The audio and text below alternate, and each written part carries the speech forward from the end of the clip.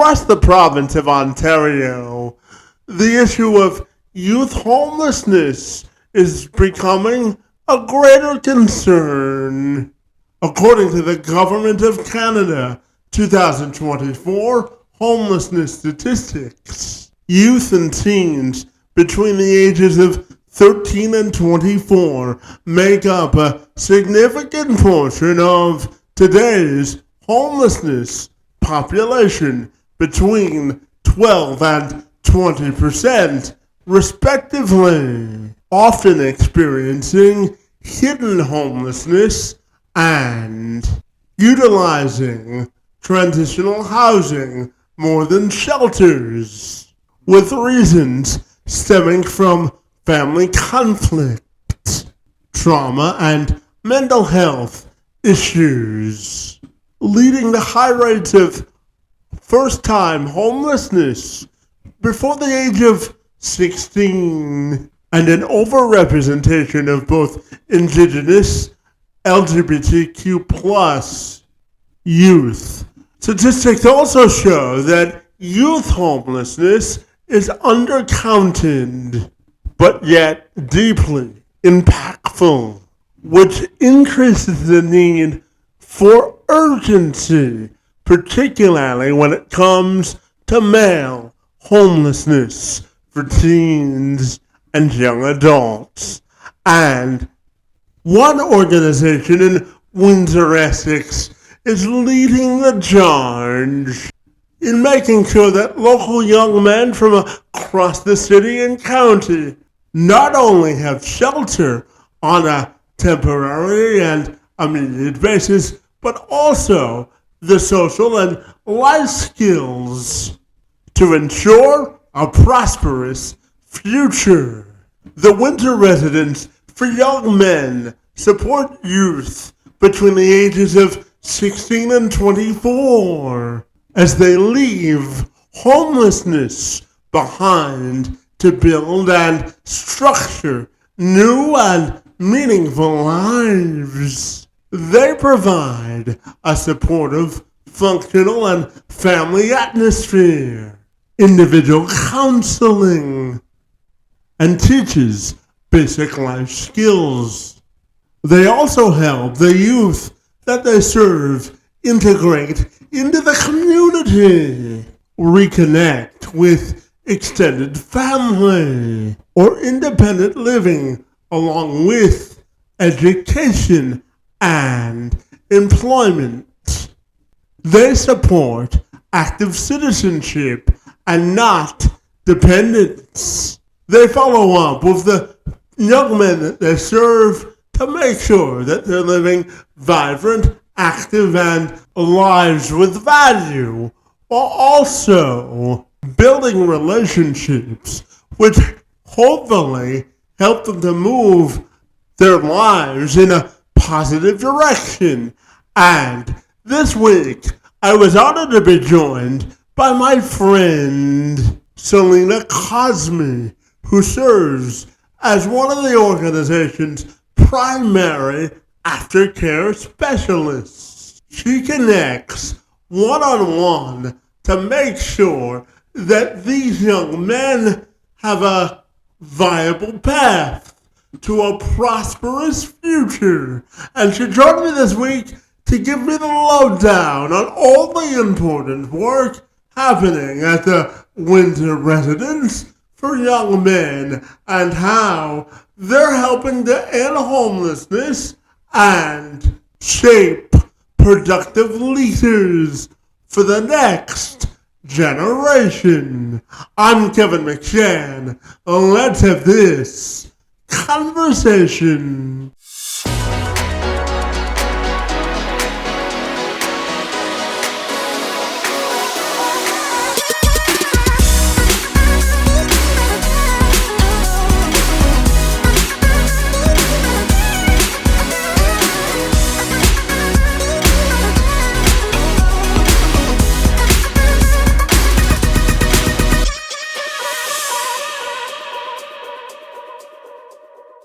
Selena, if you're ready, I'll take a moment to welcome you to the program, and I'm super excited to learn about all of the great work that you do here locally to help young men with battling homelessness. My friend, great to see you, and happy Wednesday to you.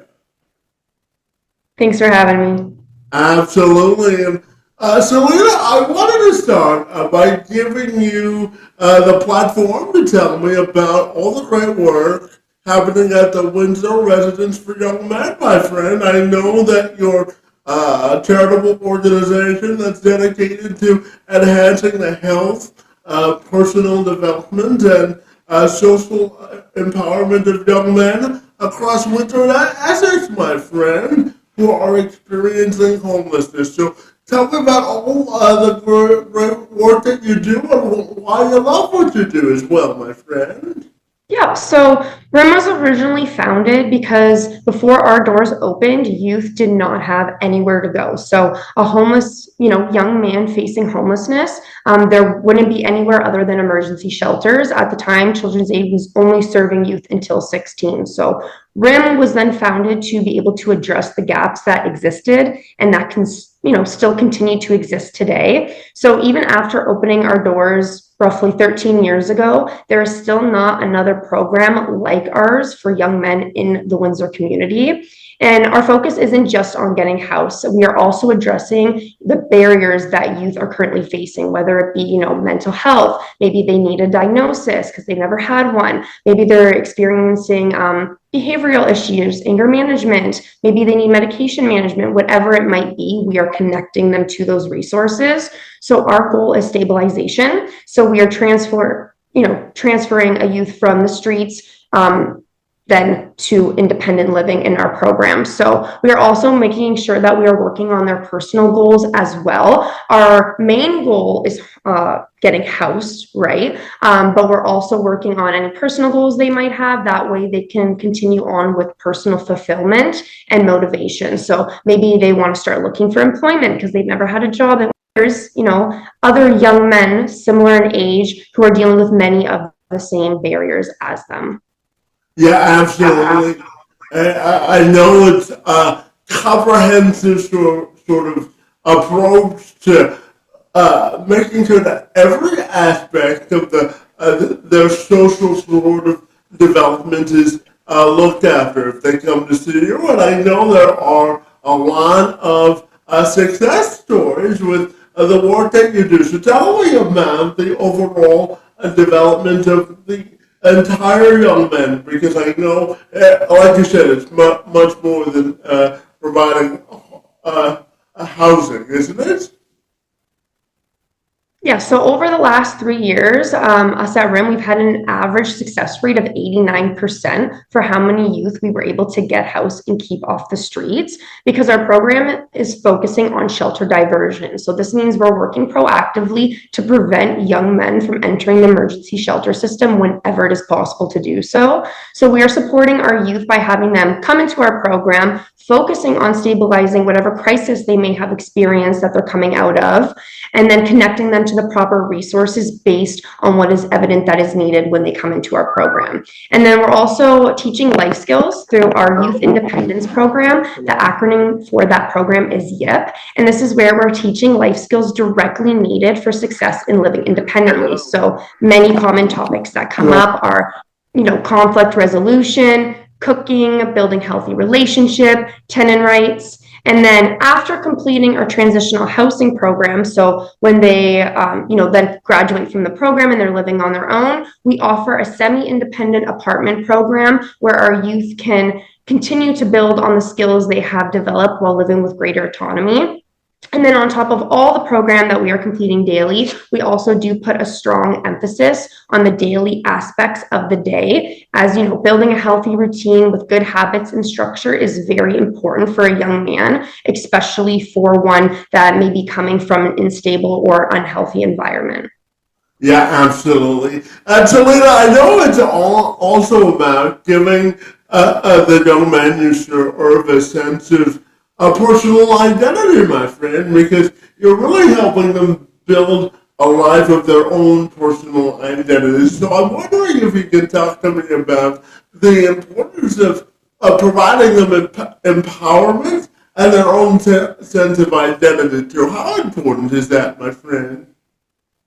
So yeah, having a sense of identity is extremely, is extremely crucial for the young men. A lot of times, our young men don't have a natural family system where they have mom, dad, aunt, uncle, or other trusted adults that they can look to for guidance and for mentorship. So as a result, they're often lacking guidance. They don't have any emotional support, and they don't have any positive examples to turn to when navigating important life decisions. So all they really have, is themselves, and they're a young man that are still learning, right? They're still experiencing life, so they don't necessarily have that identity yet. So our staff here work as big brothers and big sisters. That's kind of what we see ourselves as, so that we can help fill that gap for them by providing them with stable, supportive relationship, mentorship as well, and just positive adult role modeling so that we can continue to offer them encouragement and direction as they're working towards independence.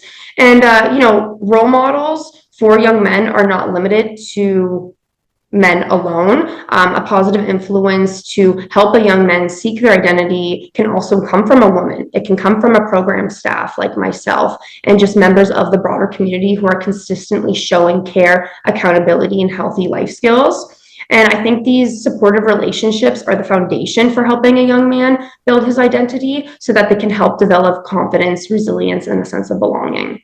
Yeah, absolutely. And so, Lena, I wanted to get your perspective on the importance of mentoring and closing the mentoring gap because, research from Mentor Canada reveals that, nearly half of young men in Canada are unable to access mentors when they seek guidance despite clear benefits. More than half, 54.3% of young adults wish they had wish they had mentors during their formative years, my friend. And I'm curious to get your perspective on those findings and how you believe we can get more men to be mentors to these young people, my friend. What are your thoughts on the findings and how we can cultivate more mentors for young men as well, my friend?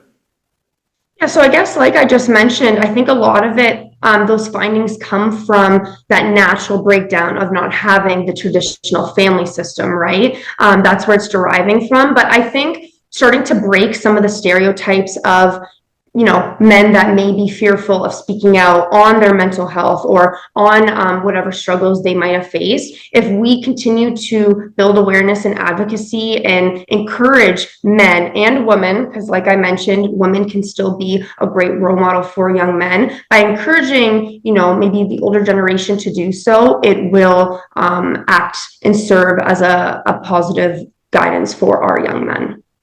Yeah, absolutely. And so, Lena, I'm curious because I know that your organization services between 30 and 50 youth experience homelessness by providing them not only housing, but the emotional support and life skills, as you mentioned earlier. And I'm curious to dive into the emotional life skills and the key points you want people to know about about understanding the support, the importance of the significance of your work from an emotional perspective, because it's also important to sort of build up the emotional well-being and health of these young men, isn't it?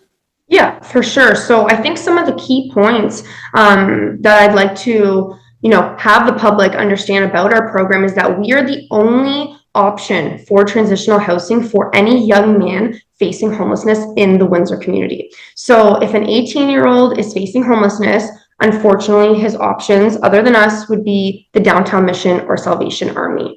Our program gives youth a living situation that is going to allow them to be in a positive environment, right? Because we are modeling that family style home where they can be encouraged and supported every single day. And we're not only supporting young men while they live in our transitional housing program, but we are continuing to support them while they transition into independent living through our aftercare program, which is my role, staying in touch with the youth that move on.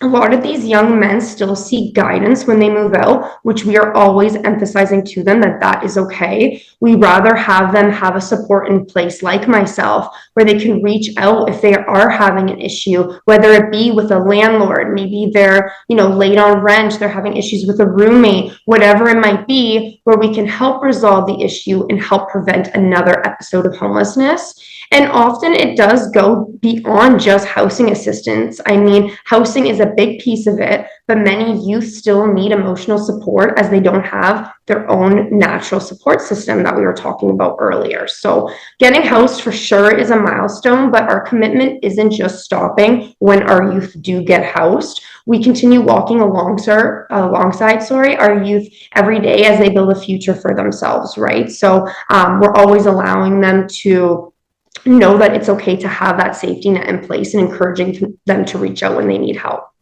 Yeah, absolutely. And one of the ways you assist them in walking alongside them, I'm sure, when it's applicable, is also helping them get employment. Because I think one of the greatest ways you can help young men find a sense of dignity is through employment. And I'm curious to ask you about the importance of helping them find not only stable housing but stable employment, and how important that is to the work that you do, my friend. Yeah, so some of the ways that we are helping them promote independence and stable housing is through our various programs. So some of our services include individualized case management. So this is where our staff are working one-on-one with our youth to identify any immediate needs they have when they come into the program. We're setting goals and we're developing action plans for housing, education, employment, and whatever other goals they might have for themselves. And then we also have that youth independence program I was talking about. The acronym was YIP, where our youth are joining a facilitated discussion with one of our youth workers to learn about life skills needed to maintain stable housing. Historically, we were teaching topics such as, math, science, and while they are important to learn about, they're not necessarily the topics needed to focus on in terms of homeless youth, right? That's why now we focus more on topics such as the tenant rights, the conflict resolution, building healthy relationships, so on and so forth. And then we also have reflection sessions that we hold weekly for our youth, because some of them might be a little bit more comfortable speaking with a counselor from our program, somebody that they do know and they do trust, compared to going to a facility for counseling. That can be often a very daunting task for a young man, especially when many of them are battling, with depression and with anxiety. And then we have housing workers, myself and my colleague, where we're educating and helping our youth on how to look for and maintain housing. So many of the life skills, which is a common thing I'm going to be mentioning, is the underlying foundation of our youth being able to maintain stable housing. Without them knowing how to budget the money that they get, without knowing, how to cook a meal, independent living is going to be very hard to be successful in. So we're constantly building these strong, trusting relationships with our youth, which are allowing our programs to be very closely connected and effective. And then with these supports tied together, our youth experiencing consistent guidance as they move through each step of the program.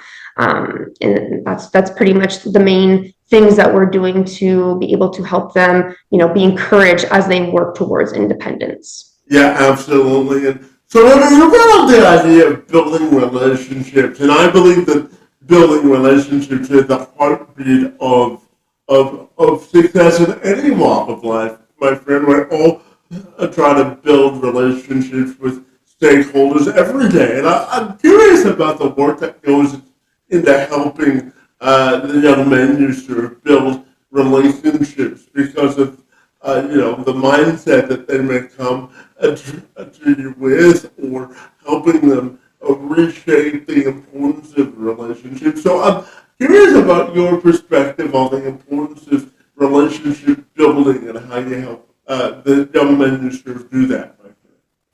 Yeah, relationship building is very important, right? As these young men go on into independent living, they are going to be faced with whether it's platonic relationships and friendships or romantic relationships, or maybe they are going to have family, try to reconcile with them.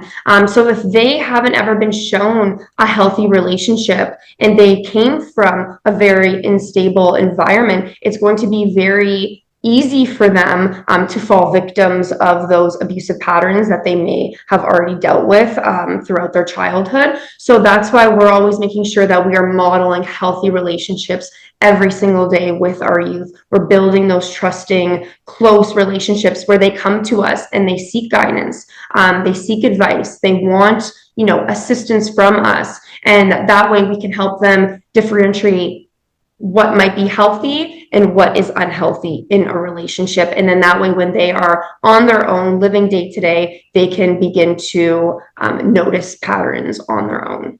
Yeah, absolutely.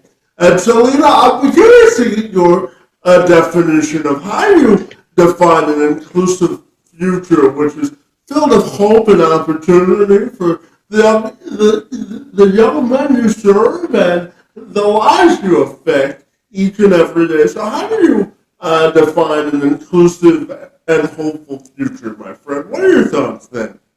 Yep. So inclusive, it means equitable, right? So everything that would be available for a peer would also be available to the young men that we work with, right? That would be my aspirations for the young men in having an inclusive life. So I think that also means that every single one of our youth would have the chance at just being able to build a meaningful and self-directed life, regardless of where they're coming from and regardless of any challenges they have faced. I think an inclusive future begins with safe, stable housing and, access to food, healthcare, essential supports. That's the necessities, right? But it then expands beyond that, the external component of it, which is having those equitable opportunities that are going to allow individuals to build independence, pursue education, be able to pursue employment, and fully participate in their communities. So that's the external part of it. And then I think the internal component is making sure that our youth also build the self-esteem and confidence that they do need, right? That way they're able to see their worth, so then they can actualize the opportunities that would then be available to them. Yeah, absolutely. And so the recent data here locally says that males comprise a significant portion of our local winter homelessness population, representing 62% of the nearly of the total 672 individuals experiencing homelessness, according to our 2024 point in time count, my friend, which is approximately 417 young men, my friend. I'm curious to get your thoughts on that, and not only because the previous count also indicated that men make up approximately 70% of the 251 homeless recorded in 2021. So it continues to be a persistent problem, and I'm curious with things like the price of housing and how expensive it is to get housing in Windsor. Your thoughts on those findings and how we can continue as a society to make sure that homelessness is eradicated and that young men have a brighter future, my friend. So what are your thoughts on how we can all work together to solve this problem? What are your thoughts there, my friend? Yeah, so Homelessness is a widespread issue, right? It exists globally. It's not unique at all to Windsor-Essex. It's happening all over. But I think what stands out in our community specifically is the significant gap in resources available to the young men experiencing homelessness when compared to their female counterparts, right? So within Windsor, there are 4 or more separate organizations dedicated to supporting women experiencing homelessness, which is great. But Windsor Residence for Young Men remains the only program specifically designed to serve young men, right? So prior to the establishment of WRYM, young men in the community had no access to gender-specific long-term supports beyond just the emergency shelter options that were available at that time. And homelessness is not black and white. Male homelessness can be linked to many system factors such as incarceration, unemployment, lack of social supports, maybe untreated mental health or substance use challenges, and the list goes on. But that's why awareness and advocacy matter. Reducing the stigma and promoting understanding of male homelessness and the lack of resources that are available to them can help increase public and policy support for tailored programs to men. According to the Government of Canada, approximately 70% of those experiencing homelessness on a national level are male. Nevertheless, service delivery models for this segment of our population are often overlooked when it comes to targeted supports for this particular demographic. And I was interested to ask Cosby why she believes this disparity exists. I'm curious about, from a national level, what do they needs to be done to close those disparities, and how can we work together as a national community to close the homelessness gap? What are your thoughts there, my friend? So, yeah, I do believe it's hard to speak on why that discrepancy would exist on a national scale. However, while I maybe can't speak definitively to the reasons behind those trends and why they exist, I do think what I can point out is that it highlights that certain populations may not always be fully represented in service delivery models. So I think it does suggest the importance of continually accessing, and assessing community needs and ensuring supports evolve to, reflect the diversity of those experiencing homelessness. Yeah, absolutely. And so, Linda, tell me, if anyone watching or listening to this wants to get involved and wants to give men a brighter future here locally, what's the best way they can get involved and become a sustainable resource for these young men to rely on, my friend? What are your thoughts there? Sorry, are you meaning like for the community, how they can become a support for young men? Yeah, that's right. How Yeah. can our local community step up and get involved if they're so inclined to do so, my friend? So I think some of the ways that our community can try to get involved is by just giving our youth those equitable opportunities, right? So, for instance, finding a room for rent for our young men is extremely challenging. A lot of them, they don't have any rental references, right? They don't have a credit score. They might only be 17, 18, 19 years old. They don't have any credit, no references. So I think the community may be being able to step in and give some more opportunities for renting would definitely be of great assistance. And I think with that too, employment opportunities, right? Many of our youth do try to look for employment and look for even volunteering. And it can be very challenging for them to get any jobs when they don't have any experience. Many entry level positions still want 1 to 3 years of experience, but it's hard to build that when nobody will take a chance on you, right?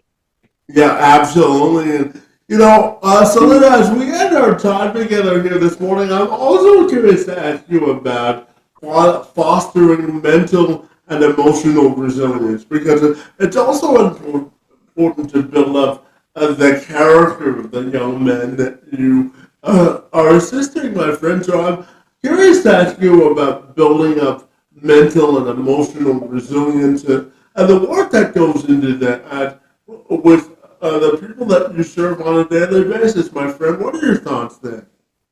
Yeah, so I mean, without mental stability, our young men will not thrive living on their own, right? Living independently already comes with so many difficulties, such as loneliness, social isolation, and so on. Many of the young men we support have experienced trauma, instability, loss, which can significantly impact their ability to be able to cope with setbacks and stress and just daily challenges. So I think by helping youth develop resilience, we are equipping them with the skills to navigate difficult situations, build healthy relationships, and make positive choices for their future. And it goes beyond just developing healthy coping mechanisms, right? I think fostering resilience will empower them to grow, adapt, and pursue opportunities confidently, which will then create a foundation for long-term success and personal fulfillment. Yeah, absolutely. And my final question for you is I'm curious about looking forward and what your aspirations are for addressing this male homelessness this issue and how might a collaborative effort from our local community assist in that effort and provide these men with a brighter future moving forward. My friend, what are your thoughts there? Yeah, so I would say some of my aspirations and how we can eradicate any issues would be by increasing public awareness and reducing stigma, right? So when the public has a clear understanding of the challenges that our young men are faced with every day, especially our young men facing homelessness, it will then create a ripple effect of many positive outcomes.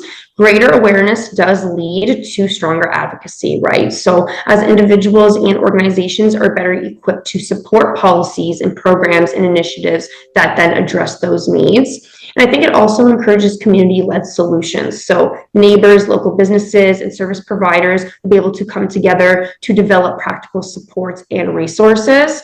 And I think when society acknowledges that homelessness affects everyone and recognizes the unique struggles our young men are faced with, it will foster an equitable community to our youth. Yeah, absolutely. And finally, someone to tell me if people want to get connected with the Windsor Residence for young men, what's the best way they can do that, my friend? So, I mean, we are an unfunded charity, right? So, the best way to get connected or to be able to support us in our work is often through donations. It goes, right? I mean, we do rely on so many different donations in order to just keep our day-to-day operations going, from the staff that we pay, from the meals that we're providing every day to the roof that we put over the young men's head, right? So we are always accepting any donations, whether it's gift cards, hygiene products, food, but also it goes beyond that too, right? If anybody wanted to get connected to us, the best way would be through our email, which would be right on our site, which would be executive director at rym.ca. And that would lead you to my executive director's email. And that would be the best way to see specifically what we might be in need of. Fabulous. Well, Selena, it's been a great pleasure of mine to engage in conversation with you this morning. You're doing great work to help young men in our community have a better sense of home, hope, and a brighter future, my friend. I want to thank you for joining me this morning and for engaging in conversation. It's most appreciated, my friend. Thank you so much, Kevin. Thanks for giving me the opportunities to spread awareness on the work that we do.